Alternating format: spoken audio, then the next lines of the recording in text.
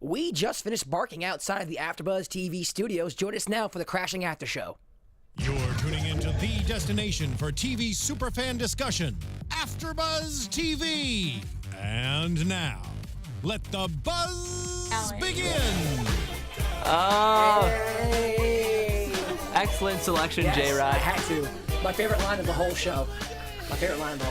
Brilliant. How's it going, ladies and gentlemen? Welcome to the Crashing episode. We're reviewing episode 4 of season 1 of Crashing, Pete Holmes' show on HBO. I'll let my panel introduce themselves. Guys, how's it going?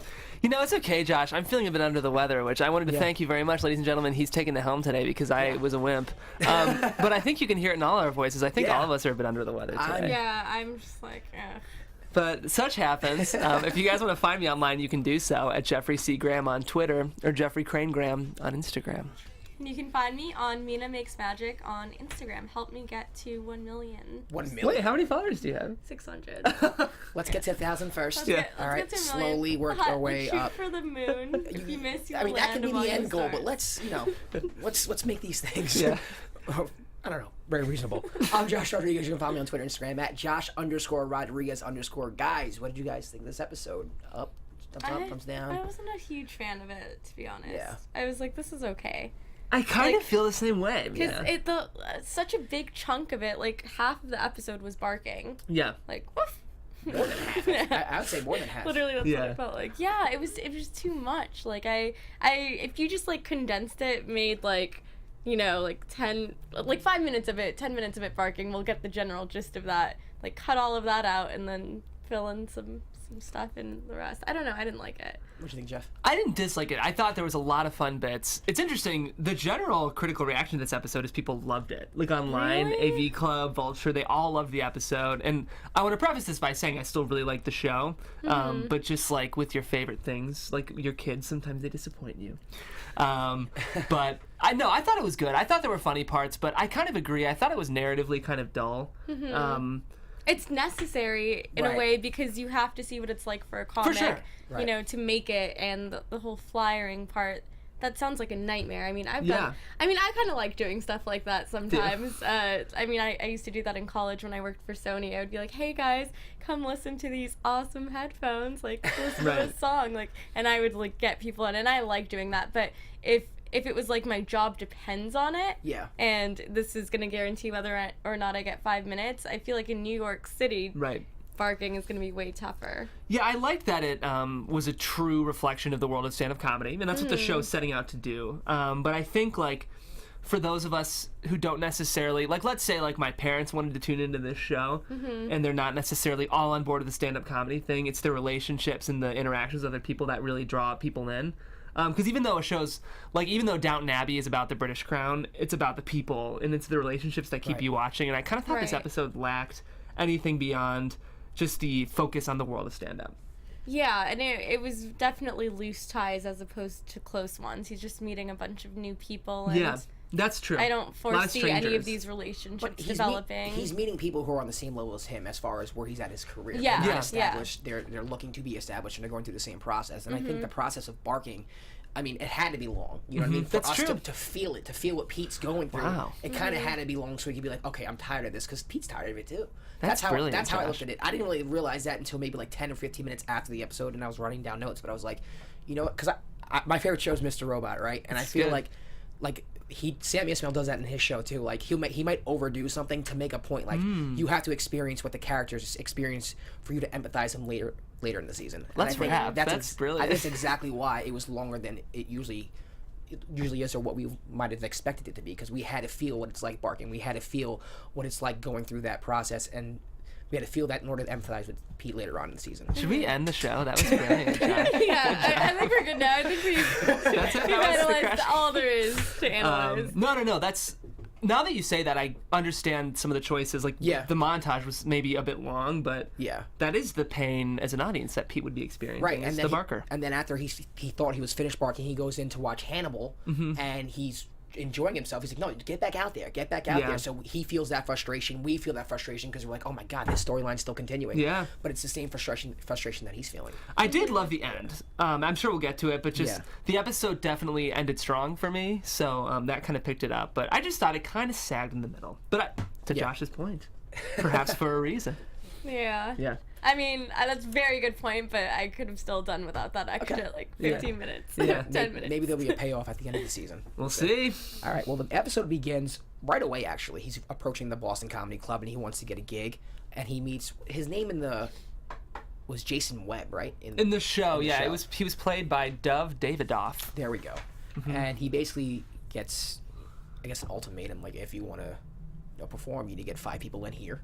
Mm-hmm. For the show. And which sounds like, when he said that in the beginning, I was like, that's easy. That's not that bad. Yeah. And then I was like, well, how much are these tickets? Right. You know? And this is in New York, sweetheart. Yeah, and one of the girls was saying, like, who comes to New York without a plan? Like, if you're a tourist, like, no one's just gonna come and watch this comedy show. But what do you think of that scene when he's approaching? I guess that typical New Yorker curses him out. Oh, yeah. Yeah, there were some funny interactions with strangers in this show. I do feel like I've seen the, like, grumpy stranger motif recur a lot in this show. Yeah. Mm-hmm. And that's very Judd. Like, I think Girls is the same way, and it might just be, like, how Judd sees New York. But I kind of was hoping I'd get surprised by an interaction with a stranger. I like the window scene. Did you? Remember, the only reason I like that scene is because when he did chase him down and when he was lying in the street, Pete Holmes is so, perseverant. He's like, "Sir, does anyone want to see?" Oh yeah, that was hilarious. This comedy show. That was the one scene that I laughed pretty hard at. That was a great button on that scene for sure. Yeah, I just I want to see an interaction with the stranger where instead of getting cursed out or mugged or stabbed, the surprising thing happens. Like maybe there's a passive aggressive character. Like random acts of random acts of kindness. Or it would have been really funny to me. Like I think of Lundberg from Office Space. Like like I'd like to see something like that in this show. Maybe at the bar where the bartender's like, "Oh, you can't use our bathroom." Just like something kind of different. Yeah. Instead of like the really like, "Here you go, sir," and then just puts on a jacket on him and like gives him the star treatment. I don't know. Something to surprise me with interactions with strangers I'd like to see in this show. Which we might. It's still early. It would be nice. Yeah. What did you think of the characters who were barking with him? Fun. And how they treated Pete, and what do you think that said about, I guess, the industry and where they're at? This was fun for me. That was fun? Yeah, it was good. I like the guy that was delusional, that was like, yeah, I did a much better job than Hannibal. Yeah. I like that confidence. Now, could you justify lying to people? Like, oh, Louis C.K. is going to be here tonight, Chris Rock's No, I can't do that. I kind of think you have to, though. Would you do it? Would you lie? I mean, I wouldn't pursue a stand-up career, so maybe that's... I relate to Pete Holmes on that. I'm like, how am I going to tell people these people are performing here, and then they come in and they realize it's like a sham? Yeah, I feel Pete's such a good guy that he struggles with these things internally where they're not even that... It's not that big of a deal, but to him, it's such a huge deal. Right. He has to lie to these people. It was sweet the way the show handled it. I really liked that part of the episode. And I liked, like... Do you ask the question of what did you think of his fellow comics? Yeah. I'll shout them out real quick. We had Henry Zabrowski, Jermaine Fowler, and excuse me, Aparna Nacharala, who all of them are kind of like up and comers. I know Jermaine Fowler's on a new CBS show called Superior Donuts, which I've heard is kind of fun. But I liked. It's fun for me to see Pete interacting with fellow comics because he's so outside of a usual comics personality. Like I don't feel like he seems like he'd be a member of their tribe on paper. Right. But he has enough of the qualities and the passion for comedy that he wins people over pretty quickly. Right. Like I feel like the scene where he was outside with them talking and they're like, you look like you just escaped from a mental institution. He's like talking about the food and they're like, so they're so weirded out by who he is, but I also feel like he charmed them pretty quickly. Yeah. Good old Pete he's so peppy and they're all cynical. It's a really nice contrast. For sure. I thought that was sweet. They thought he was doing his act when he was just being himself. Is this a bit? Yeah, it was funny. So he gets in a turf war with a guy from the Greenwich Club. After he goes into a bar, he has to pay $8 for a Coca-Cola just to pee, which is ridiculous. Yeah. I kind of felt bad for him there. Again, showing the struggle, what it's like being a stand-up comedian trying to make it. What did you guys think of that turf war in general? I mean, I wouldn't have been scared of that guy. I wonder why Pete was so scared to back down from that guy. The guy was about a foot smaller than him. Yeah, that's what I thought until we see how threatening he truly is with his baton. What was that? Like a nightstick. Yeah, A that's what I thought it was, it's like a Jedi thing. No, I think it was like the cops carry them. It's like a nightstick. Yeah. Oh, okay, yeah. It wasn't a Jedi thing. Yeah. I don't know. It was not a lightsaber. I'm teasing you. What it was. This was fun. I mean, like, I did think it was funny, and it kind of felt like, I mean, like, I liked that they brought in that drug dealer character, because, like... I was about that, yeah. Yeah. There, like, something about, like, the idea of turf, I thought, like, that idea was kind of undermined by the fact that they're all, like, low-level comics. Right. I almost wish they would have played that up, like, maybe made it a bit more sketchy or farcical about, like, everyone's like, this is my corner. But I guess they did do that. And I thought it was funny. I thought it worked. I liked it. Yeah. I did too. It was nice to see Pete stand up for himself for once. Yeah. You know, he's been getting beat around this whole series. You know, Jess, That's a good point. That's a really good point. Leaf. Yeah. Is it Leaf? I think it's officially Leaf. I heard Pete say Leaf, so. All right, so in the middle of the turf war, you were talking about it before, but car window breaks, and then the guy chases after Pete, which I didn't understand. He was the one who broke your car window. Yeah, I think it was like he kind of accused both of them, and then the one short guy like ran first. And he kind of incriminated himself by trying to like defend the situation by associating himself. Which is a very Pete move, I feel. Yeah, he didn't learn his lesson from Artie. Yeah. Like earlier in the season. Yeah. With the homeless guy. Yeah. And then after that happens, the whole Hannibal thing I talked about earlier happened, and he goes outside, you know, distraught that he has to sell more tickets, and Marina, that's her name, right? Yeah, Marina Franklin. Yeah, I think she played a nice role in this episode, basically giving Pete a pep talk, saying, you know, hang in there, you are where you're supposed to be right now, and I think you can see Pete change into, you know, he maybe had a little bit of an epiphany or a realization that, okay, you know what, this is what I'm supposed to be doing, I'm in the right place at the right time, and even though this sucks right here, I'm doing the right thing, I'm on my way. Yeah, that was sweet. The show is very heartfelt, which I really like. Yeah, and there was a number of those moments. Even the conversation with the drug dealer, I thought had the same kind of... He finds advice in unlikely places, which is a motif I really like about this show. Is like Leaf gave him advice earlier, and it's like the people he expects to help him and give him advice are never the people that we expect as an audience. Right. Which is enjoyable. Yeah. All right, and then after the main show, him and his friends, they get to do their little bits. And Mina, I'm going to ask you because you're the comedy critic, I feel like, the first 3 episodes here at AfterBuzz. What did you think of the stand-up? Any funny jokes? It was okay. There were none that really stood out. No. Like super clearly. Did you guys? I like Pete's first joke where he's like, "How do you stop a cat from hitting you?" I thought that was hilarious. I liked his stuff about baseball protection and like he used the shell of a pistachio. Super big. Yeah. I was watching this with my roommate last night. We both laughed pretty hard at the pistachio shell joke. I will say I really liked Dove David Offset, the manager. Yeah. I felt like it's funny because there's been a lot of moments when like the stand-up on this show is supposed to read as bad, but I thought it was hilarious. He was talking about like what a struggle it would be to be a racist basketball fan and know that you're like you want to hate the 5 guys in the court, but you like basketball. It's good. That's good material, but for some reason I didn't laugh at it. But like Probably the way he delivered it. Yeah, the delivery was okay, but the material itself was pretty like it was like a cool observation. It was observational. Yeah, I liked it. I agree. But I didn't laugh at it. I actually did, and I think I was laughing more at the observation than his delivery. But I thought that was very amusing. I thought that was really funny. Yeah. And then I liked I'm trying to think of what the other stand-up was. Jermaine Fowler's bit on watching porn at work. I thought was kind of funny. Yeah. Oh, and I really like that felt the most natural to me. Yeah. You know, like it didn't feel like he was reading off a script. It felt like he literally went up and did a stand-up routine. I agree. He's a great actor. Yeah. I think so. The vending machine joke the girl told on our name was pretty funny too. Aparna Guess we're dating now. Yeah, I thought that was really funny too, and I will say his deliveries felt the most natural, you know? She's kind of known for being like a quirky, offbeat, kind of weird delivery comic, so that might have been why it seemed weird for her specifically. Right. I'd recommend. I think you'd like her. I think you should go out and check some of her stuff. Give her a chance? Yeah, give her a chance. I think you'd like her. Yeah, for sure. Yeah, but I thought the stand-up was fun. I thought this was a great way to end the episode. Yeah, I did too. Did you guys see the Koreans coming in? Like, did you see that coming? I did. I think I did too, but I noticed in the scene when he was handing out the flyers, he only gave one. And I was like, all right, well, if they're going to come, he has kind of to give one to everyone. Yeah. I mean, they explained it later in the episode, so I half saw it coming, I half didn't, but that was a nice part of the episode. I thought so too. It was sweet. Yeah. Were they North Koreans or South Koreans? Probably North. Yeah. That was funny. I like that bit. I did too.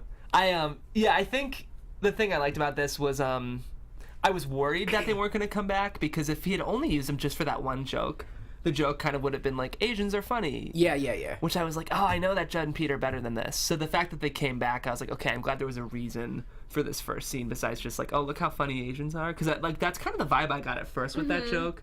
Like, they talk so funny, which is like such to me, like a tired joke. But yeah. When they came back, it was like, kind of heartwarming. I know I've said that a couple of times this episode, but it's the thing I really like about this show. Yeah. Yeah. And that was the first set we saw Pete actually do well in. Every other set that he had in the show has been like minimal clapping or he's bombed. So it was he had that initial connection with them outside, and I think maybe that could have helped make him feel more at ease and supported. Yeah. Because it was the fruits of his labor. Yeah, so between that talk with Marina that he had and then how it ended with, the Koreans clapping for him and being very excited to see him, I think that Pete's confidence is probably skyrocketing right now. I don't even think he's crashing. I think that this episode was essential to show that, this is probably the turning point in the season. He's crutching. Yes. Thank you, everyone. No, it's good. Yeah, because there was like this gradual turn. Like, I don't think he's doing amazing right now, but it's like the first time that he gets some positive validation and feedback from not just the audience, but also the guy who had him sell. Foch. Yeah, for sure. I like that. Foch. Foch, yeah. Foch. I also liked, before he left the comedy club, I feel like I'm overusing this word, but he had a sweet interaction with the manager.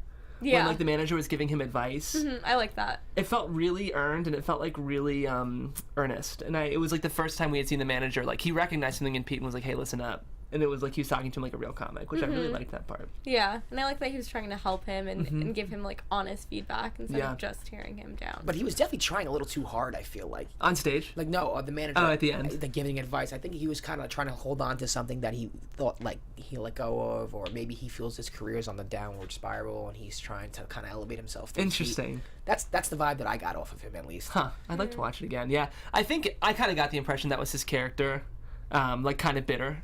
Yeah. Bitter. That's a good word. That's a very good word. And I think you're right. Like, I sense that too, but I also sense that there was a like a good intention behind the delivery. Right. He wants to see Pete succeed. I think so. Yeah. All right. Before we get into predictions or anything, one-liners. Your favorite line?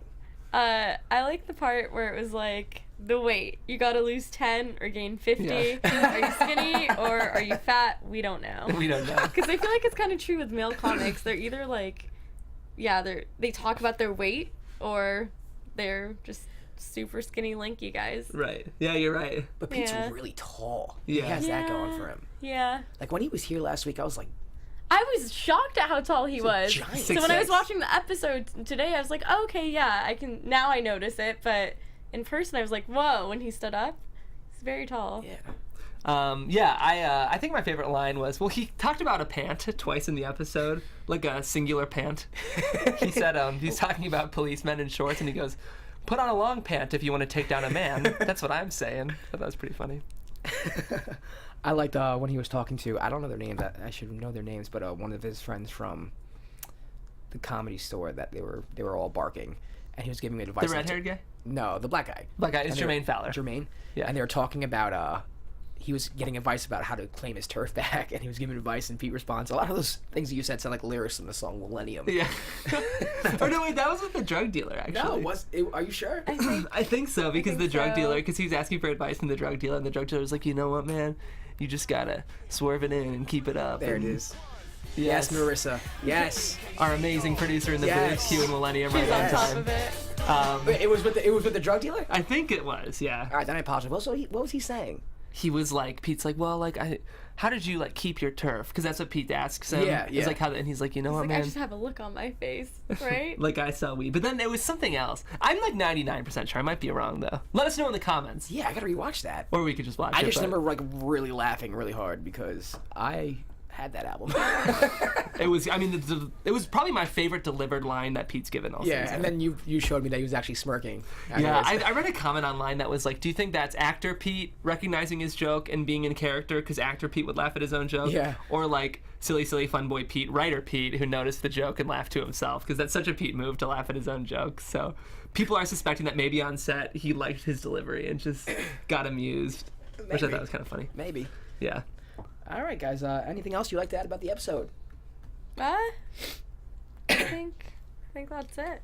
I want to qualify that I did like the episode. I just think out of the 4, it was probably my least favorite. Yeah. My favorite so far has been the pilot. I thought that one was extremely strong. Out of the 4. I liked the art sale. That was good too. I was very surprised. The first I like one being surprised. I loved. Yeah, the first one was great. For sure. Really good. I miss Artie. You missed Artie? I don't think we're going to see Artie again. I think he might be back for one more. Maybe. I feel like he's still coming back. Yeah, he has to, because if he started, I feel like it would be a nice, like... Button. Yeah. I agree. Jeff, you sound good today. What do you mean? You said you're sick, but like you're contributing. It's great. Oh, thank you. You look good too. Oh, thanks, guys. You shaved this I morning? did. Oh, I did shave. What makes you ask, Josh? I don't know. I do know what makes you ask. I forgot. I have the copy right here. As you guys know, these shows come to us for free, and we are very, very grateful for our sponsor and partner, Harry's Razors. Harry's Razors, I am a user, and it actually is really, really, really high-quality good razors, and I have easily irritable skin, so I can vouch for a fact that they're very good. And the best thing about Harry's Razors is they're very reasonably priced. Razors in general are very expensive. They're pretty overpriced, so that's actually why Jeff and Andy, who founded Harry's Razors, started it. They were two guys who were fed up with overpriced razors, so they decided to start their own company to give guys everywhere what they deserve, a great shave for a fair price. These are factory-bought so they bought a factory with 100 years of blade making history in Germany. Yeah, isn't that amazing? And that's what they're doing now. So Harry's razors include everything you need for a close, comfortable shave, including 5 German-engineered blades, a lubricating strip, a flex hinge for a comfortable glide, which is a real thing because, as you probably know, when you get to the jaw, it can get tricky. And this has a really nice, like, it goes along your jaw really well. A trimmer blade for hard-to-reach places, so you can use it, like, you know. And a weighted ergonomic handle. And this is all for $2 a blade, compared to the at least $4 you pay at a drugstore. And if you're using, like, the analog to these, which would be, like, Gillette or any of those are like $20 a razor head. So here's your call to action. If you're interested in Harry's razors, which you should be, I can vouch. Listen up. Harry's is so confident in the quality of their blades, they want you to try their most popular trial set for free. That's right, you heard me, for free. This set comes with the razor handle of your choice, a 5-blade cartridge, and shaving gel. It's free when you sign up. You just pay a small fee for shipping. So, to redeem your free trial, go to harrys.com/afterbuzz right now. Worth it. And the proof is in Jeff's face, ladies and gentlemen. So check it out, ladies and gentlemen. You see his face? Yeah, for real, though, you sound good, even though you said you were sick. Thanks, man. It's because of Harry's. That's harrys.com/afterbuzz. All right, so let's get into predictions. And now. Yes. Your predictions. All right, Mina, we will start with you. Oh, no, I want to go last. All right, Jeff, we will start with you. As always, it's sometimes hard to make predictions with this show because the episodes are kind of standalone. Yeah. I know we're seeing Miss Silverman soon, which is very exciting because I love Sarah Silverman. I don't know. I mean, I think we're going to see Pete continue to improve. I think I'd like to see a plot that extends through the episodes, just because it kind of gives you a reason to watch the next one. So yeah, because they really are. That's a good point. They really are standalones. Like they're always like, I never know what's coming next because they never leave you on a cliffhanger. Right. It's like resolved. Yeah, true. They are clean. They kind of clean up nicely. There's no cliffhangers. But I don't know. I mean, like I think we're going to see Pete continue to improve. But I do predict before the season's over, we'll see one really intense, dramatic screw up from him that could jeopardize everything. Oh, nice. But we'll see. I was just gonna say, I think eventually, maybe not next episode, but maybe a couple ones down, he might run into his ex again, and she might be doing not so well. He might be doing better. There might be like a possibility to rekindle. I don't think it's gonna happen. Yeah. But we'll see. Maybe she'll want him back. Hopefully they'll be able to work out a way to stay friends. Like she's still very likable. Like despite what happened, I hope they can somehow patch things up and resolve it. Yeah. Yeah, I think Jess is gonna show that she's getting tired of Leaf. I think that's coming soon. That's not gonna be that's not gonna be a long term relationship. Because she says she's in love with him. I don't think she's in love. I mean, it's just my opinion. It doesn't seem like she's in love with him. I think he's someone different, opposite of Pete, and she's kind of gravitating towards that. But I think she's gonna realize that's not love. Interesting. But I think he's also a very kind soul. That's like one of those hippies that's like, you know, free love and be kind to one another and embrace your true self. Like to say like you're in love. Yeah. That's Agreed. I don't know. I also want to see Pete have like some sort of rivalry with another comic. Yeah. I actually don't think we will though, because last week he was talking about how like, I mean, I don't know. I don't want to shoot your idea down. I would like to see that too, but he was saying that the show is about kind of comics like helping each other. Right. It would be interesting to see that though and have him learn that it's how not. to handle it. Yeah. Ooh. I hope we do. I like that prediction, Josh. Understand his turf. All right, guys. Well, thanks for joining us. This was the episode 4, season 1 review of Crashing on HBO. Guys, where can they find you? Josh, beautifully led. Thank you so much for taking the helm today. You guys can find me on Twitter at Jeffrey C. Graham and Instagram at Jeffrey Crane Graham. And please, if you're watching this or listening, we'd love for you guys to comment, and we're looking for more engagement from our fans. So, you know, hop on. If you're listening, you can watch us on YouTube. If you're watching, you can listen. But either way, hop on our YouTube video, comment, let us know what you thought. Did you like this episode? Did you not like this episode? And if so, why? Yeah, and you can send us some of your best jokes if you're aspiring stand-up comics. We'll review it for you. Give you We should do that. Yeah, that would be do fun. it. Put your jokes online, and we'll review them on the show. Yeah, but you guys can find me on Mina Makes Magic on Instagram. I'm Josh Rodriguez. You can follow me on Twitter, Instagram at Josh_Rodriguez_. Like Jeff said, comment on the YouTube page below. iTunes, give us, was it 5 stars? 5 stars. Leave us a little review. That'd be nice. And talk to us, guys. Talk to us. Thanks to everybody who is watching. We will see you next week. Take care. From executive producers Maria Menounos, Kevin Undergaro, Phil Svitek, and the entire AfterBuzz TV staff, we would like to thank you for listening to the AfterBuzz TV network. To watch or listen to other after shows and post comments or questions, be sure to visit AfterBuzzTV.com. I'm Sir Richard Wentworth, and this has been a presentation of AfterBuzz TV. Buzz you later. The views expressed herein are those of the hosts only and do not necessarily reflect the views of AfterBuzz TV or its owners or principals.